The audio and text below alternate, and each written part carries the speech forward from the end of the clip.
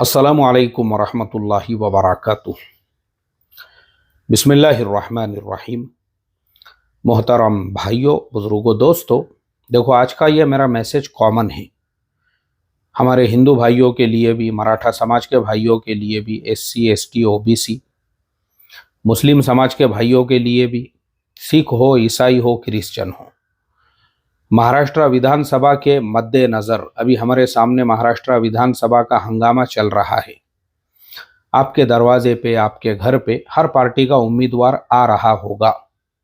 कुछ बातें मेरी ध्यान से सुनो, इंशाल्लाह ये बातें आपको वोट डालने से पहले काम आएगी। और देखो, मैं ये बातें आपको इसलिए बता रहा हूँ क्योंकि मैं दुनिया के बहुत सारे देशों का सफ़र करते रहता हूँ अपने कारोबार, अपने कामकाज के सिलसिले में। मैंने उन देशों के अंदर जो डेवलपमेंट देखा, हमारे भारत देश से उनका जीडीपी कम है, वो हमारे से पिछड़े हुए हैं, लेकिन उन्होंने हमारे से ज़्यादा तरक्की की हुई है। वहाँ के रोड रास्ते हमारे यहाँ की तरह से बारिश में फूटते नहीं हैं। वहाँ के जो लीडर्स हैं ना, वोट मांगने के लिए कव्वाली का प्रोग्राम नहीं करते हैं, मुशायरों का प्रोग्राम नहीं करते हैं पब्लिक को जमा करने के लिए, वो मुद्दों पर बात करते हैं। हमारे देश में इतना बुरा हाल है हमारा, किसी के यहाँ बिरयानी पक रही है तो वहाँ धिंगाना चालू है, कोई मुशायरे का प्रोग्राम कर रहा है, मतलब वोट मांगने के लिए मुशायरा, वोट मांगने के लिए कव्वाली, वोट मांगने के लिए, मतलब ये मुद्दे हैं हमारे यहाँ पर। और आप उसी झोपड़े में हो, आप उसी झोपड़पट्टी में हो, आप वही शेतकरी हो जिसके ऊपर लाखों रुपयों का कर्जा है, आपके बच्चों को पढ़ने के लिए स्कूल नहीं है। अभी भी मैं इंटरव्यू देख रहा था, बड़े बड़े लीडरों के गांव में खुद आज तक स्कूल नहीं बना हुआ है। पता चला उस गांव के अंदर 5वीं तक स्कूल है, उसके आगे के एजुकेशन के लिए बच्चे दूसरे गांव में जाते हैं। उस गांव के अंदर हॉस्पिटल भी नहीं है, बोले हॉस्पिटल के लिए दूसरे गांव में बच्चे लोग जाते हैं। मुझे आप बताओ ना, क्या ये मुद्दे नहीं है इलेक्शन के? हम हिंदू मुसलमान कब तक करते रहेंगे भाई? हिंदू मुस्लिम के अलावा कोई मुद्दा है हमारे पास में वोट देने के लिए, वोट मांगने के लिए? मुसलमान की हालत भी वही है, हिंदू भाई की हालत भी वही है, मराठा समाज के भाई की भी हालत वही है। अब आप देखो, ध्यान दो, आप मेरी बातों पे जरा गौर करो। ये जितनी पार्टियां हैं जो अभी इलेक्शन में खड़ी हुई है, जितनी भी पार्टियां हैं, आप देखो 2019 में कितनी पार्टियां थी। 2019 में शिवसेना बीजेपी दोनों का गठबंधन था, उसका नाम था युति। उसके बाद में कांग्रेस और राष्ट्रवादी कांग्रेस, इन दोनों का गठबंधन था।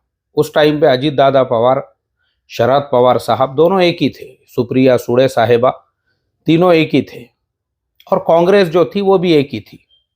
दोनों पार्टियों ने मिलकर इलेक्शन लड़ा।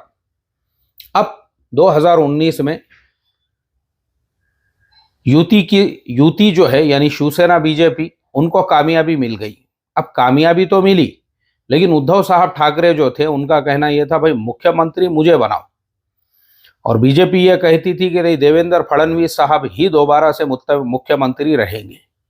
अब ये विवाद जो है ना, मुझे अभी तक याद है, ये जो विवाद है कम से कम महीना भर चलते रहा। ये मुख्यमंत्री डिसाइड ही नहीं हो रहा था किसको मुख्यमंत्री बनाने का है, और ये कोरोना से पहले की बात है। अब उद्धव साहब ठाकरे ने क्या किए, कांग्रेस और राष्ट्रवादी कांग्रेस, उन दोनों की बहुत कम सीटें थी, उन दोनों को अपने साथ में लेके उन्होंने एक नया गठबंधन बनाया। और बीजेपी अकेली, जो बीजेपी को मेजोरिटी मिली हुई थी, उसके बावजूद भी बीजेपी जो पार्टी थी वो अकेली पड़ी रही। यानी बीजेपी मेजोरिटी के बावजूद भी अपनी हुकूमत नहीं बना सकी। और इधर ये तीनों पार्टियों के कम उम्मीदवार थे, मगर तीनों ने एक गठबंधन बनाए, और उसके बाद में मुख्यमंत्री जो है उद्धव साहब ठाकरे बन गए। हालांकि उद्धव साहब ठाकरे जैसे ही मुख्यमंत्री बने, उसके बाद कोरोना शुरू हो गया, और कोरोना अभी खत्म भी नहीं हुआ था, तो उनके पार्टी के 40 आमदार, 40 एमएलए एक नाथ शिंदे साहब के साथ में वो गुवाहाटी चले गए। उन्होंने पार्टी से अलहदगी, यानी वो अलग हो गए उद्धव साहब ठाकरे की शिवसेना से, और एक नई शिवसेना बनी, एक नाथ शिंदे साहब की शिवसेना। अब ये जो 40 उम्मीदवार थे, फिर वो 40 उम्मीदवार और उनके साथ में बीजेपी तो ऑलरेडी रेडी थी इधर। और उसके बाद में इस तरह से जो है अजीत दादा पवार ने भी राष्ट्रवादी को तोड़ दिए, यानी ये जो राष्ट्रवादी है शरद पवार साहब की, उसमें भी दो टुकड़े हो गए और आधी राष्ट्रवादी भी उधर चली गई। एकनाथ शिंदे साहब आराम से इत्मीनान से महाराष्ट्र के मुख्यमंत्री बन गए। अब वो मुख्यमंत्री बनने के बाद ये अलग थलग हो गए, शरद पवार साहब, कांग्रेस और उद्धव साहब ठाकरे। अब इनकी पार्टियां जो है वो यानी वो माइनॉरिटीज में आ गई और ये मेजोरिटी में चले गए। इनकी हुकूमत आराम से इत्मीनान से बन गई। अब बनने के बाद हालांकि अजीत दादा की जो बंडखोरी थी, मतलब उन्होंने जो राष्ट्रवादी से तोड़े वो थोड़ा बाद में तोड़े, लेकिन मैं अभी सबके साथ में वो मिसाल इसलिए दे दिया ताकि आपको अच्छे से समझ में आए कि एक नया गठबंधन ये तैयार हो गया और ये एक अलग गठबंधन तैयार हो गया। अब क्या हुआ? अब देखो, एकनाथ शिंदे साहब अभी तक महाराष्ट्र के मुख्यमंत्री हैं। अब वापस से 2024 का इलेक्शन आया।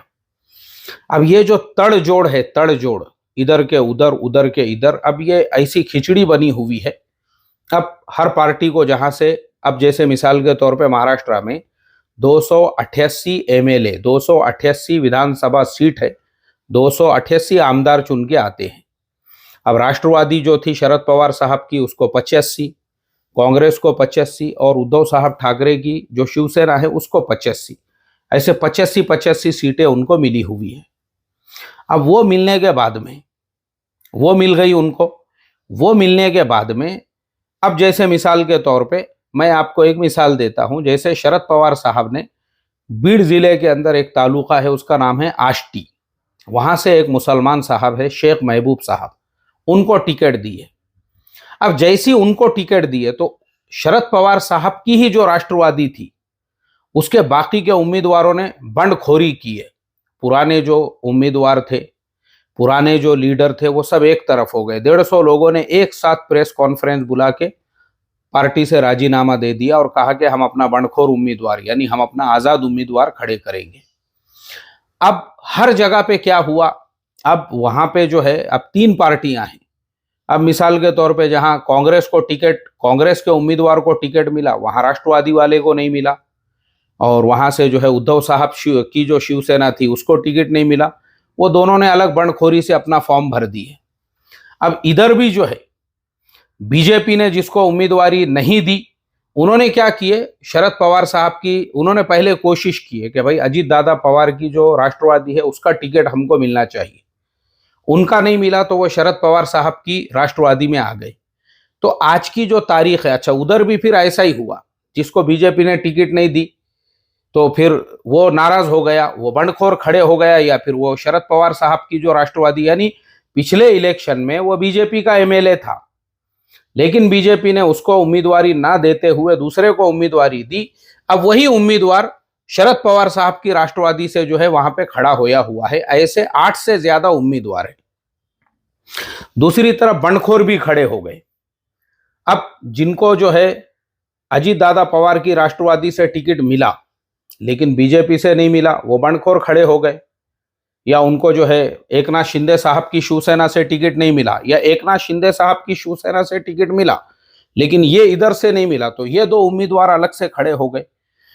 तो इसीलिए इस मर्तबा के इलेक्शन में आप पूरे महाराष्ट्र में देखोगे तो आपको हर हर कॉन्सिस्टेंसी से, यानी जो जिस जिस जगह से भी जो है ना, कम से कम आपको 40 उम्मीदवार, 45 उम्मीदवार, 50 उम्मीदवार, इस तरह के उम्मीदवार आपको खड़े हुए मिलेंगे। पूरा ऐसा खिचड़ा। अब इलेक्शन जीतने के बाद, अच्छा अब ये जितने भी उम्मीदवार है ना, इनको जमीनी लेवल के जो मुद्दे हैं, जमीनी लेवल के, तुमको पानी आ रहा है या नहीं आ रहा है, उनको कुछ लेना देना नहीं है। तुम्हारे गली मोहल्ले में आज तक रोड रास्ते बने हुए हैं नहीं बने हुए हैं, उनको कुछ लेना देना नहीं है। हर एक को सिर्फ इलेक्शन जीतना है। ये मेरी बात पूरे ध्यान से सुनो। मैंने पहले ही कहा हूं, ये मेरा कॉमन मैसेज है। जर आपले मराठा बांधव हे ऐकतायत तो एकच गोष्ट मी सांगणार, दरेक उमेदवाराला त्याला काय काय काय पाहिजे, फक्त मला विजय होण्याचा आहेत, त्याचा म्हणजे त्याचा एकच उद्देश आहेत, आपल्याला काय करायचा, आपल्याला फक्त जे आहे आपली सीट काढायची आहे बस. त्याच्यासाठी काहीही करावा लागेल तो ते करायला तयार आहेत. त्याला कव्वालीचा प्रोग्राम करायचा असतील ते करेल, काय प्रॉब्लेम नाही. मुशायरा करायचा असतील ते करेल. अजून काय त्याला करायचं असतील ते सगळे ते करणार आहेत. काय, कशामुळे? त्याला फक्त स्वतःची सीट काढायची आहे. अपनी सीट निकालने का है, उसके लिए उसको जो करना पड़े वो करेगा. बाकी रोड देखेंगे बाद में, पहले मुझे एमएलए तो बना दो बोले. रास्ते पहले पहले एमएलए बना दो, वो बाद में देखते आएंगे. तो इस तरह से जो उम्मीदवार है ना, जितने भी खड़े हुए हैं, बस हर एक को, और क्यों हर एक को एमएलए बनना है वो भी याद रखो आप. मैं आपको इलेक्शन का रिजल्ट आने से कितने दिन है अभी, आज देखो 16 तारीख है. आज 16 नवंबर 2024 को मैं ये बात बोल रहा हूं. इलेक्शन का रिजल्ट आने वाला है 23 नवंबर 2024 को. आज से मिसाल के तौर पे 8 दिन बाद, 10 दिन बाद, जब भी वो रिजल्ट आएगा. लेकिन मेरी ये बात आप पूरे ध्यान से रखना, आप जिस पार्टी को, जिस उम्मीदवार को देखकर वोट दे रहे हो, उसकी कोई गारंटी नहीं है. उसको सिर्फ एमएलए बनना है, और उसके बाद में उसके दिमाग में यही है कि जो पार्टी भी सत्ता में जाएगी मैं वो पार्टी में जाने वाला हूं. ऐसा खिचड़ा बने हुआ है. तो इसके लिए किसी उम्मीदवार की कोई गारंटी नहीं है. हर एक उम्मीदवार जो है ना, अब मिसाल के तौर पे मैं आपको शरद पवार साहब की राष्ट्रवादी की मिसाल देता हूं. मान लो उनके 85 उम्मीदवार है, उसमें से 40 उनके एमएलए जीत के आ जाते. चलो 40 जीत के आ गए. अब वो 40 जो है ना, वो ऐसा नहीं है कि सिर्फ शरद पवार साहब से उनके ताल्लुकात है. अजीत दादा पवार से भी उनके उतने ही अच्छे रिलेशन है. अब अगर अजीत दादा पवार ने वो 40 में से खाली 15 के कांधे पे हाथ रख दिए और बोले भाई हम तुमको इधर से जो है राज्य मंत्री बना देते हैं, तुमको जो है बड़ा कोई ओहदा दे देते हैं, पालक मंत्री बना देते हैं पूरे पूरे जिले का. अब अगर वो 40 में से 15 भी उधर चले जाते हैं ना, तो उनकी जो यानी आमदार पद है वो नहीं जाएगा. यानी जैसे एकनाथ शिंदे साहब ने 40 एमएलए लेके वो उधर चले गए थे गुवाहाटी को, वो एमएलए वैसे के वैसे बाकी रहे, उनका आमदार पद नहीं गया. क्योंकि हमारे भारत देश का कायदा कानून जो है वो ऐसा है कि कोई भी पार्टी के अगर 1/3 आमदार बंडखोरी करते हैं, बगावत करते हैं ना, तो उनका पद नहीं जाएगा. और वो खुद की भी पार्टी बना सकते हैं, किसी को भी समर्थन दे सकते हैं. ये कानून है, एक अकेला नहीं कर सकता ऐसा. तो अगर 40 में से 15 अजीत दादा पवार के साथ में चले गए उधर, अगर उनको सीट कम पड़ रहे थे तो क्या गारंटी है उसकी. और मैं आपको ये चीज गारंटीड, मैंने क्या कहा, अभी 8 से 10 दिन बाकी है 23 नवंबर को. लेकिन मेरी ये सारी बातें आप लिख कर रखना, मुख्यमंत्री बीजेपी का ही बनेगा, या बीजेपी पार्टी जिसको समर्थन देगी, चाहे वो एकनाथ शिंदे साहब हो, चाहे अजीत दादा पवार हो, या देवेंद्र फडणवीस साहब हो, कोई भी हो. उसकी वजह क्या है? उसकी वजह यह है ये लोग ऑलरेडी आज सत्ता में हैं, और कल अगर इनको कुछ सीटें कम पड़ती है ना, तो इनको आमदार फोड़ने में ज्यादा टाइम नहीं लगने वाला है. मैंने आपको क्या कहा, ये सब लोग पहले एक दूसरे के साथ उठने बैठने खाने पीने वाले हैं. अब मान लो उद्धव साहब ठाकरे की जो शिवसेना है उसके 40 एमएलए आ जाते हैं. वो 40 एमएलए में से 15 अगर एकनाथ शिंदे साहब, वो भी पहले शिवसेना के बहुत बड़े लीडर थे, उन्होंने अगर सबके खांधे पे हाथ रख दिए और ये कहा भाई पाठिंबा अपने को दो, तुमको मैं राज्य मंत्री बना देता हूं, पालक मंत्री बना देता हूं. अब 15 इधर से 15 उधर से उन्होंने ले लिए. ये पार्टियां कुछ भी नहीं कर सकती. ना शरद पवार साहब की पार्टी कुछ कर सकती है, ना ही उद्धव साहब ठाकरे की शिवसेना कुछ कर सकती है. क्यों? क्योंकि 1/3 यानी 1/3 से ज्यादा उम्मीदवार बंडखोरी कर रहे हैं. ऐसे हालात में अब मैं आता हूं मुसलमानों के मुद्दे पर. अब मैं मुसलमानों को एक मैसेज देना चाहूंगा, और जो मैंने पहले कहा कि हमारे हिंदू भाई, मराठा समाज के भाई भी मेरी बात सुन रहे होंगे, तो उनको भी मैं ये मैसेज देना चाहूंगा. देखो, अब मुझे बताओ, सब अपना अपना सोच रहे हैं, तो मुसलमानों ने भी तो अपना सोचना चाहिए ना. यहां सबको, मैंने क्या कहा, हर एक को सिर्फ एमएलए बनना है बस. वो एमएलए बनना चाहता है किसी भी तरह से, और हर एमएलए जो भी चुनकर आएगा ना, जो भी पार्टी की सत्ता बनेगी वो उसी की तरफ जाने वाला है। मैंने आपको पूरा जो है ना समीकरण समझा दिया हूं इलेक्शन का, वो भी 8 दिन पहले। अब मुसलमानों ने क्या करना चाहिए? मुसलमानों ने यह देखना चाहिए, जब ऑलरेडी हुकूमत बीजेपी की ही बनने वाली है, जब ऑलरेडी बीजेपी उधर के आमदार भी फोड़ सकती है, और ऑलरेडी इन लोगों ने भी, जैसे मैंने कहा शरद पवार साहब ने 8 से ज्यादा बीजेपी के जो सिटिंग एमएलए है उनको टिकट दिया हुआ है, अभी उन्होंने उधर से बंडखोरी करके इधर आ गए। तो ऐसे ही उनके वापस उधर जाने की आप कोई इस चीज की गारंटी नहीं ले सकते हैं कि जीतने के बाद वो उधर नहीं जाएंगे बोलकर। ये चीज एकदम कंफर्म है, एमएलए फूटने वाले हैं जीतने के बाद में, किसकी कोई गारंटी नहीं। और आप जो है ना सिर्फ ऐसा अपना सर ऐसा दीवार को मारोगे रिजल्ट के बाद में, आप बोलोगे अरे यार मैंने क्या सोच के उम्मीदवार को टिकट दी, वो वोट दिया था, और देखो क्या से क्या हो गया। तो मुसलमानों ने क्या करना चाहिए? मुसलमानों की वो सीटें जहां मुसलमान अगर वन साइड एक मुस्लिम उम्मीदवार को वोट देते हैं और उसके जीतने के चांसेस ज्यादा है, और वो तुम्हारी आवाज विधानसभा में उठा सकता है, मुसलमानों ने वन साइड उसी को वोट देना चाहिए। हम अपना देखो, अब सब अपना अपना देख रहे हैं, कोई इस इलेक्शन को धर्म युद्ध कह रहा है, कोई कुछ कह रहा है, कोई कुछ। ठीक है ना, अब आप भी अपना देखो। इसके लिए मैंने कुछ सीटें चुना हूं जहां से मैं खुला समर्थन देने वाला हूं कुछ मुस्लिम उम्मीदवारों को। उनमें सबसे पहली सीट है मालेगांव से हजरत मुफ्ती इस्माइल साहब दामत बरकातुहुमुल आलिया। मुझे आप बताओ मुफ्ती साहब को क्या जरूरत है इलेक्शन में आने की, लेकिन उन्होंने देखे कि भाई हमारी कौम पिछड़ी हुई है, इस कौम को अगर उसके पैरों पे खड़ा करना है तो उसकी लीडरशिप बनाना पड़ेगी। इसलिए मुफ्ती साहब ने मदरसे के शेखुल हदीस होते हुए महाराष्ट्र वो मालेगांव के अंदर उन्होंने अपनी एक आघाड़ी बनाए थे, शहर विकास आघाड़ी के नाम से। अब चूंकि हमारी कौम में गद्दार जो है ना वो पहले जमाने से मौजूद है, ऐसे ही हजरत मुफ्ती इस्माइल साहब दामत बरकातुहुमुल आलिया के साथ गद्दारी करने वाले बाहर के नहीं थे, अपने ही थे। उन्होंने वो पार्टी के 2 टुकड़े कर दिए।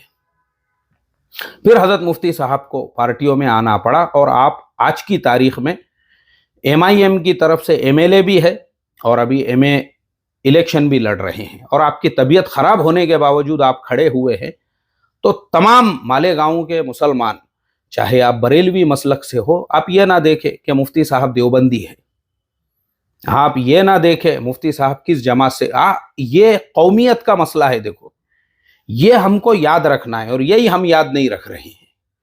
वन साइड वोट दो, वन साइड हजरत मुफ्ती साहब को वन साइड वोट पड़ना चाहिए, और रिकॉर्ड तोड़ लीड के साथ में हजरत मुफ्ती साहब की सीट निकलना चाहिए। मालेगांव के बाद हम आते हैं औरंगाबाद। औरंगाबाद ईस्ट के जो उम्मीदवार है वो है इम्तियाज जलील साहब।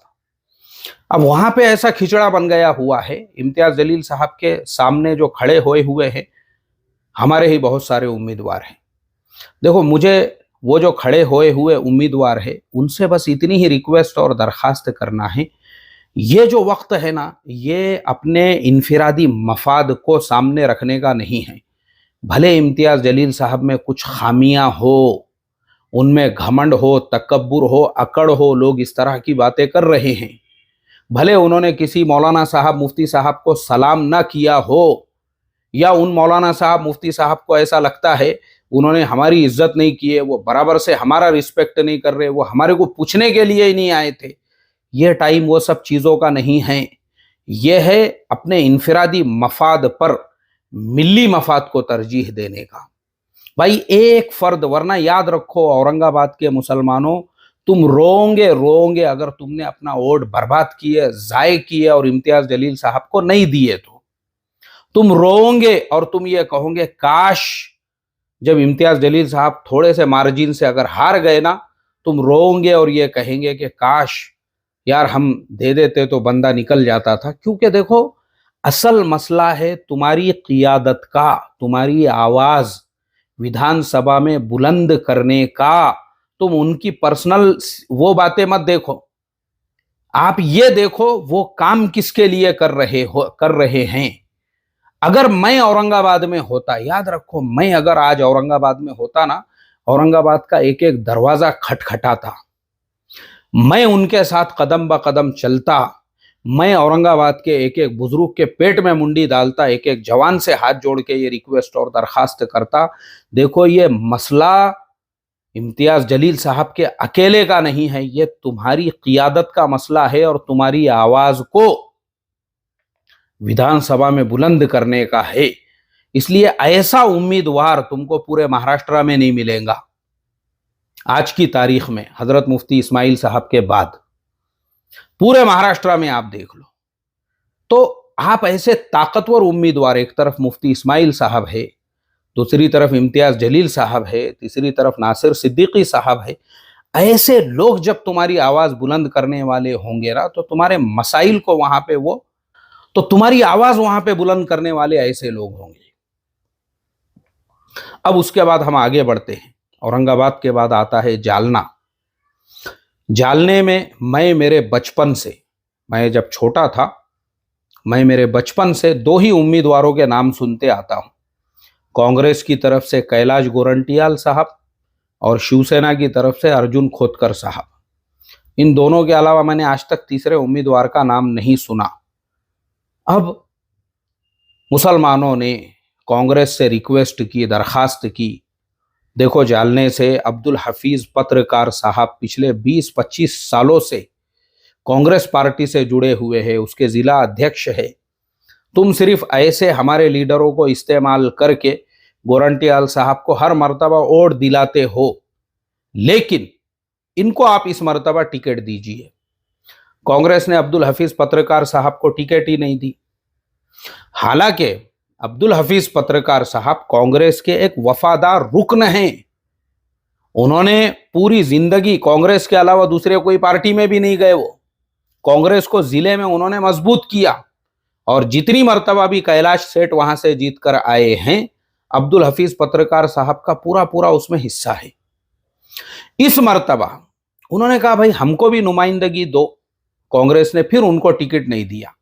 तो कांग्रेस को मुसलमानों के वोट चाहिए, मुसलमान उम्मीदवार नहीं चाहिए। जबकि मुझे हमेशा इस चीज का कल्क होता था, भाई जालने में इतनी बड़ी मुसलमानों की आबादी है, फिर भी हमको कोई पार्टी टिकट क्यों नहीं देती है। उलामा से मोहब्बत करने वाले, मसाजिद के मसाइल को हल करने वाले, मुसलमानों की आवाज बुलंद करने वाले अब्दुल हफीज पत्रकार साहब को हमारा खुला समर्थन है। मैं अगर आज जालने में होता तो मैं जालने के एक एक दरवाजे पे जाता, जालने के एक एक बुजुर्ग के पेट में मुंडी डालता, एक एक नौजवान से हाथ जोड़ के ये रिक्वेस्ट और दरखास्त करता, जालने वालों, हमारे बाप दादाओं की भी जिंदगी चले गई गुलामगिरी करने के अंदर दूसरों की। कैलाश सेठ को हमने 4 से 5 मर्तबा जिता के लेकर आ गए। आज हमारा उम्मीदवार जब टिकट मांगने को गया, कांग्रेस ने हमको टिकट नहीं दी, हम अपने अब्दुल हफीज भाई को जिताओ ना। वन साइड मेरी रिक्वेस्ट है जालने के मुसलमानों से, वन साइड। हमने गुत्ता और ठेका नहीं लेके रखे हर मर्तबा कैलाश सेठ को जिताने का। मुझे बताओ, क्या हमको क़ियादत नहीं चाहिए? हमने कौन सी गद्दारी किए थे कांग्रेस के साथ में? मुसलमान तो कांग्रेस को ही वोट दे रहे थे, फिर तुम हमको हमारे वोट लेंगे और हमको तुम जो है टिकट नहीं देंगे। और वो काबिल है, ऐसा नहीं है कि काबिल नहीं है। एक काबिल उम्मीदवार आज हमारा इस काबिल बना है कि वो इलेक्शन में खड़े रहे, और उसको टिकट देना चाहिए था, नहीं दिया आपने तो कोई बात नहीं है। हम अपने अपक्ष, अपने आजाद उम्मीदवार को जिताएंगे। मैं बड़ी आजीजाना दरखास्त करता हूं, और जालने के उलामा और अइम्मा से भी, अल्लाह के वास्ते आज अगर तुम अब्दुल हफीज पत्रकार साहब के साथ में नहीं खड़े हुए, आंसू रोना पड़ेंगे तुमको, खून के आंसू। जैसे आज हमारे यहाँ पे माहौल बनते जा रहा है, आज मुझे बताओ जालने में मुसलमानों के कितने बड़े बड़े कारोबार है, क्या है मुसलमानों के पास में। आज जालने की MIDC में पूरे इंडिया में सबसे ज्यादा सलिया जालने में बनता है। कितने कारखाने हैं मुसलमानों के। तो हमारा मुकद्दर वही है, स्टेशन के सामने जो रिक्शे खड़े हुए रहते हमारे 200-400, वही है हमारा मुकद्दर कि सारे रिक्शे वाले मुसलमान। टांगे बंद हो गए, नहीं तो टांगे वाले भी सब मुसलमान थे पहले। तो क्या हमने फाइनेंशियल मजबूत नहीं बनना है? हमने अपने आप को पैरों पे खड़ा नहीं करना है? खाली हमारे मुकद्दर में रिक्शे टांगे, अल्लाह हिफाजत फरमाए, लीडरशिप हमारे मुकद्दर में नहीं है। और हमारा एक आदमी अगर आज लीडर बनने के लायक बना है, 100% हम उसको सपोर्ट करेंगे, 100%। याद रखो। तो इसके लिए मेरी रिक्वेस्ट यही है, अब्दुल हफीज पत्रकार साहब को मुसलमान मुत्तहिदा तौर पे वोट दे। और उन्होंने हमारे हिंदू भाइयों, मराठा भाइयों के भी काम किया, ऐसा नहीं खाली मुसलमानों के, तो उनका भी उनको समर्थन मिलेगा। हमारे दलित समाज के भी भाई उनके साथ में खड़े होंगे ना, आसानी के साथ में अब्दुल हफीज पत्रकार साहब की सीट निकल सकती है। तीसरे नंबर पे अब हम आगे बढ़ते हैं, जालने से थोड़ा सा और आगे बढ़ते हैं तो आता है पाथरी। बाबा जानी खान साहब, पूरी जिंदगी उन्होंने शरद पवार के वफादारी में लगा दी, पूरी जिंदगी हर मुश्किल में वो शरद पवार साहब के साथ में खड़े रहे। लेकिन शरद पवार साहब ने उनको टिकट नहीं दी है। अब उनको टिकट नहीं देने की वजह से बाबा जानी खान साहब को, उनको भी जो है अपक्ष खड़े होना पड़ा। अब एक ऐसा काबिल इंसान, मुझे आप बताओ, मैं उनके कामों को अच्छी तरह से जानता हूं, और मैं ये जिन उम्मीदवारों के नाम ले रहा हूं, ऐसा नहीं कि मैं उनको जानता नहीं हूं। मैं उन शहरों में जाकर बाबा जानी खान साहब की मस्जिद में बयान करके आया हूं। मैं उस पाथरी के अंदर हमारी मजलिस हुई है। अभी मेरे भाई का जो है निकाह था वहां पर, अभी थोड़े महीनों पहले। तो बाबा जानी खान साहब ने पाथरी के मुसलमानों को, और उन मुसलमानों के अलावा जो अतराफ के हमारे हिंदू भाई है, मराठा समाज के भाई है, और जो दलित समाज के भाई है, उनके कितने काम किए हैं आप खुद उनके गांवों में, देहातों में जाकर देख लो। बाबा जानी खान साहब आज अपक्ष खड़े हुए हैं। मुसलमानों का काम ये है, मुसलमानों का भाई एक हमारा काबिल उम्मीदवार। देखो, अगर बाबा जानी खान साहब के अलावा दूसरा कोई उम्मीदवार रहता ना, मैं पहचानता भी नहीं था उनको, भाई कौन है क्या है। लेकिन हमने काम देखे बाबा जानी खान साहब का। आज उलामा उनके साथ है। आप देखो ना, हिंदू समाज के, मराठा समाज के, दलित समाज के, सबके काम उन्होंने किए। और फिर आपके यहाँ सामूहिक विवाह, जिसके अंदर गरीबों के बेटियों की शादियां होती है हर साल, सबके लिए काम किए। और मदरसे को 18 एकड़ जमीन दी आपने, खानकाह को आबाद किए। मतलब एक ऐसा इंसान जो हिंदू समाज को भी साथ में लेके चल रहा है, मराठा समाज को भी, दलित समाज को भी, और अपने कौम के लिए भी जिसने काम किया। मुझे बताओ, आपको ऐसा उम्मीदवार कहां मिलेगा? तो मैं ये समझता हूं, पाथरी तालुके के मुसलमानों ने वन साइड बाबा जानी खान साहब के जैसे उम्मीदवार को वोट देना चाहिए। और मैं ये सीटों के नाम इसलिए ले रहा हूं क्योंकि यहाँ पे अगर मुसलमान मुत्तहिदा तौर पे वोटिंग करेंगे ना, तो उसका रिजल्ट और अच्छे उम्मीदवार तुम विधानसभा में भेज सकते हो। फिर पाथरी से हम आगे बढ़ते हैं नांदेड़ की तरफ। तो नांदेड़ में मैं सबसे पहले तो नांदेड़ के गय्यूर मुसलमानों का शुक्रिया अदा करता हूं, और नांदेड़ के गय्यूर उलामा, उनका मैं दिलो जान से अदब और एहतराम करता हूं, और उनके फैसले को मैं सर आंखों पे रखता हूं।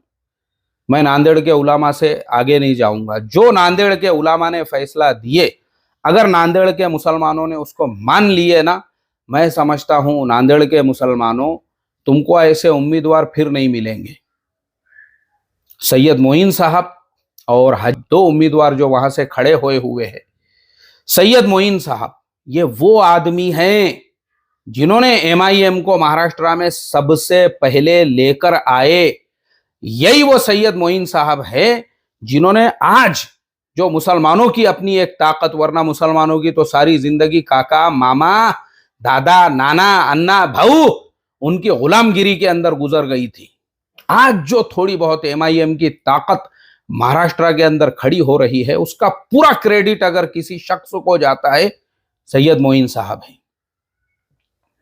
इन्होंने हैदराबाद जाके बैरिस्टर असदुद्दीन ओवैसी साहब के सामने हाथ जोड़कर रिक्वेस्ट और दरखास्त की थी कि देखो, महाराष्ट्र और खास तौर पे मराठवाड़े का मुसलमान इतना पिछड़ा हुआ है, ऑटो रिक्शे, भंगार के गाड़े, विमल गुटखा, पान टपरिया, चाय के होटल, इसके अलावा मुसलमान का कोई मुस्तकबिल नहीं है। आप मुसलमान को नुमाइंदगी दो और अपने पैरों पे खड़ा करो। तो बैरिस्टर असदुद्दीन ओवैसी साहब अब उन्होंने जो है सैयद मोइन साहब की रिक्वेस्ट पे उनको इजाजत दी और सबसे पहले पूरे महाराष्ट्र में जो 6 नगर सेवक चुनकर आए थे MIM पार्टी के, वो नांदेड़ से ही आए थे। तो सैयद मोइन साहब की कुर्बानियां हैं MIM को खड़ा करने में, इसलिए नांदेड़ के गयूर उलामा ने जो फैसला लिए, आपका फैसला मैं सर आंखों पे रखता हूं। और मैं भी सबसे यही रिक्वेस्ट करता हूं, नांदेड़ के गयूर मुसलमानों, सिर्फ अपने उलामा का फैसला मान लो, वन साइड मसलक मत देखो। अच्छा, मैं फिर वापस से दोहराऊंगा मेरी बात, ये जितने उम्मीदवार हैं हमने भी इनमें किसी का मसलक नहीं देखे।